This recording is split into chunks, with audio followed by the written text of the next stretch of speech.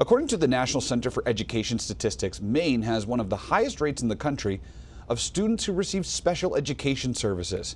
But as News Center Maine's Akua DeVal reports, educators in this state are concerned that federal staffing cuts could undermine the support that schools depend on. In Maine classrooms, about 1 in 5 students rely on special education services. But educators say new federal staffing cuts could strip away support many students depend on.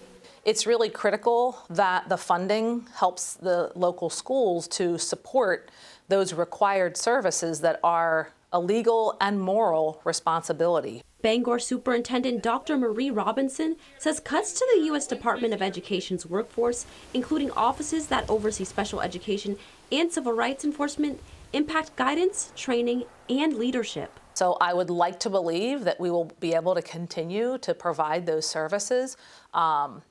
The ramifications of doing that without oversight, without additional funding, are yet to be seen and are concerning. Leaving fewer people to monitor compliance with the Individuals with Disabilities Education Act, or IDEA.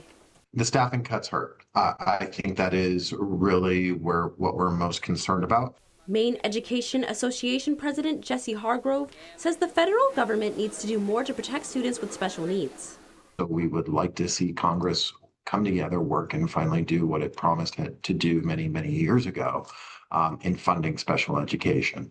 Those on the front lines say they're already seeing the strain. Losing capacity at all levels and support and training at all levels is really just putting more and more of the burden on the folks who are serving the most vulnerable students. Still, local leaders say they're committed to supporting all students.